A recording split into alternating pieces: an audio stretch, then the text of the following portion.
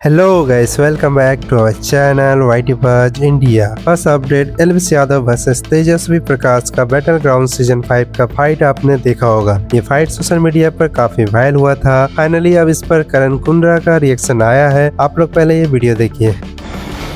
काला डोरिया कुंडे नाले अड़िया ये छोटा देवरा पाबी नाले लड़िया ये। कैसा लगा करण का रिएक्शन कमेंट करके जरूर बताना। नेक्स्ट अपडेट, पीएम मोदी ने 15 अगस्त को लाल किले से फ्री कोचिंग ऑनलाइन की घोषणा की थी। पहले आप लोग पीएम मोदी का वो वीडियो देखिए। युवाओं के लिए विभिन्न परीक्षाओं की फ्री ऑनलाइन कोचिंग हमने करने का निर्णय किया है। डिजिटल पब्लिक इंफ्रास्ट्रक्चर है, हमारे पास उत्तम टैलेंट है, टीचर है।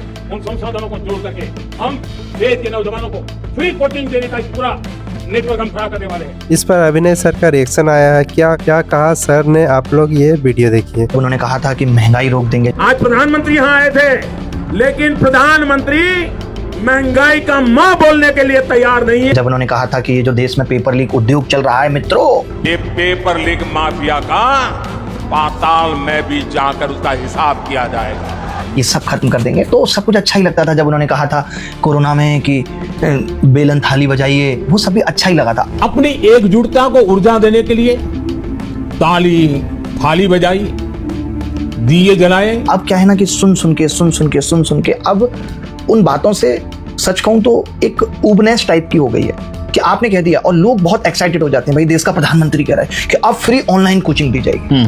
Free online coaching. अच्छा, क्या जैसे प्रधानमंत्री, मेरी बात सुनिए, क्या अभी आपने देखा होगा कल एक स्कूल की छत गिर गई, एक बच्चे की मौत हो गई।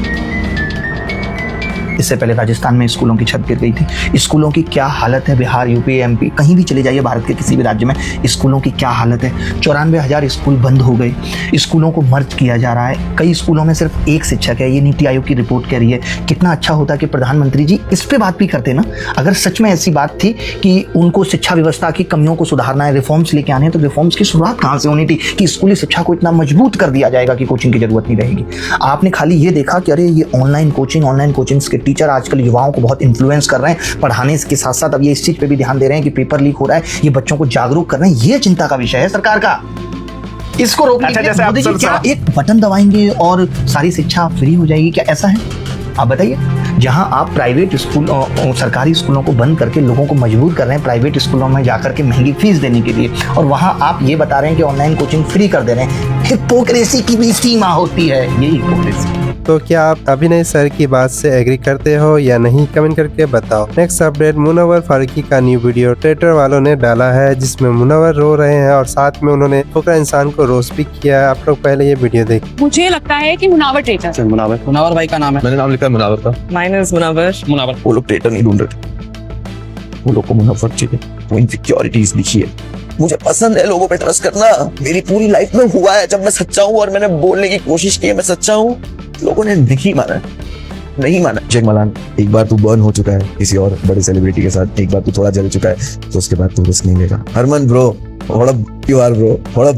Next update, Jharkhand protest finally खत्म हो गया। झारखंड सीएम हेमंत सोरेन ने स्टूडेंट की डिमांड मान ली है। सीएम साहब ने कहा कि कैबिनेट ने जेएसएससी सीजीएल को भी कैंसिल करने का फैसला लिया है। साथ ही 2014 से अब तक जो भी गड़बड़ी हुई थी उसकी जांच भी होगी। साथ ही सोनम वांगचुक ने भी देवेंद्र और उनकी टीम को बधाई दी। आप लोग उनका वीडियो देखिए। की आवश्यकता है और मुझे ये खुशखबरी मिली, मुझे बहुत खुशी हुई कि आपकी मेहनत, आपकी निष्ठा काम आई, रंग लाई। तो इस बारे में मैं सभी छात्रों को बधाई देता हूं और झारखंड की सरकार को और मुख्यमंत्री जी को खासकर। Next update, CJP spokesperson Saurabh Das ने कहा कि सरकार स्टूडेंट को फिर से धोखा दे रही है। 20 जुलाई को जंतर मंतर पर स्टूडेंट के साथ जो लाठीचार्ज और ब्रूटैलिटी हुई थी उसकी हेयरिंग थी। सौरभ दास भी हेयरिंग में गए थे। उन्होंने क्या कहा, आप लोग ये वीडियो देखिए। सुप्रीम कोर्ट में जो बंच ऑफ पिटिशंस है जिसमें पुलिस ब्रुटैलिटी मतलब जुलाई 20 को जो युवाओं के साथ बर्बरता हुई थी जंतर मंतर में,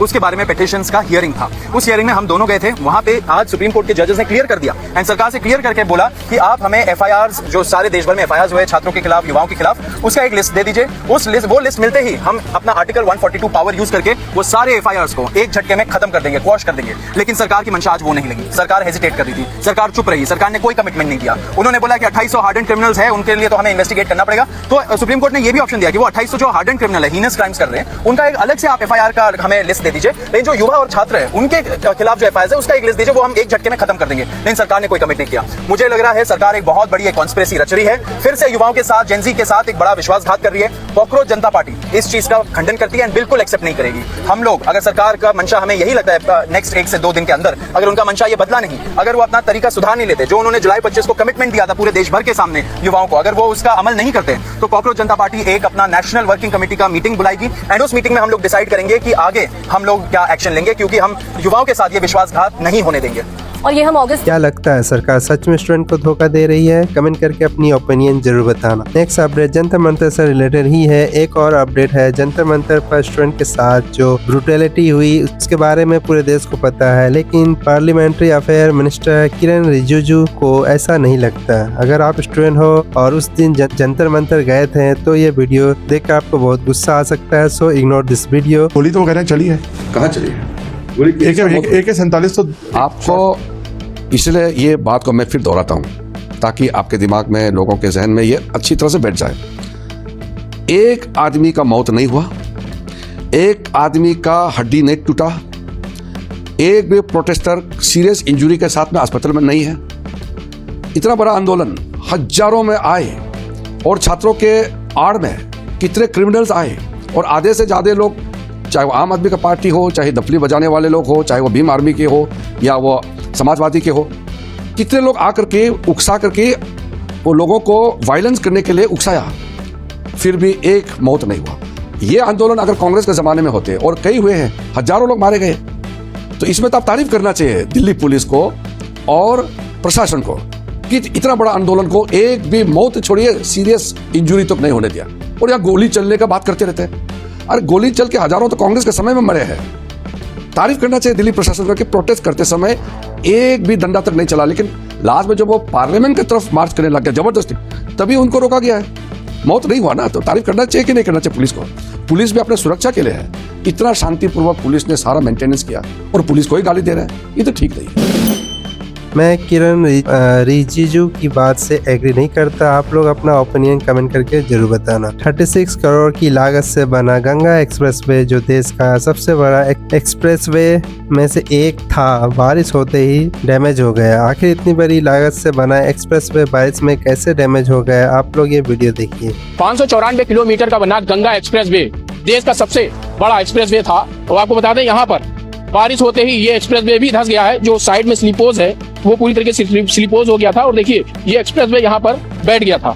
ये देखिए सड़कें पूरी धंस गई थी। और ये नीचे अगर आपको दिखाएं तो ये पूरी तरीके से बैठ गया है। बरसात का समय चल रहा है, बारिश तेज हुई जिस वजह से ये स्लीपोज हो गया है। और ये 594 किलोमीटर का ये गंगा एक्सप्रेसवे प्रधानमंत्री नरेंद्र मोदी ने 29 अप्रैल को उद्घाटन किया था। उद्घाटन के 3 महीने बाद ये एक्सप्रेसवे धंस गया है और यहाँ पर लगातार कार्य चल रहा है। आपको दिखाते हैं, ये बड़ी बड़ी मशीनें हैं, बरसात का समय है, किसी तरीके से जल्दी से इसका काम। नेक्स्ट अपडेट, संभल में नकली रसगुल्ला फैक्ट्री पर छापेमारी के दौरान 45 क्विंटल नकली रसगुल्ला पाया गया। आप लोग ये वीडियो देखिए। बस बड़ा एकदम माहौल सही है। बस हमको इसका ये जवाब दे दें कि इनके घर पे, इनके यहाँ जो 4500 किलो तैयार रसगुल्ला रखा हुआ है, पिछले 4500 किलो 4500 किलो रसगुल्ला तैयार रखा है इनके घर के अंदर।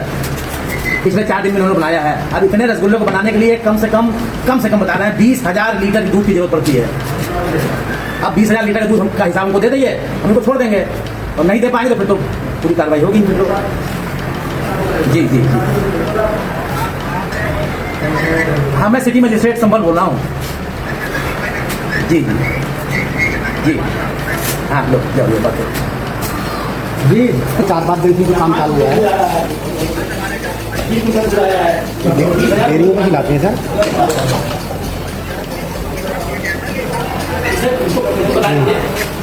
सो आप लोग को मेरा ये कंटेंट कैसा लगा? यदि अच्छा लगा हो तो लाइक कर देना, चैनल को सब्सक्राइब कर देना। मिलते हैं नेक्स्ट वीडियो में। Thanks for watching.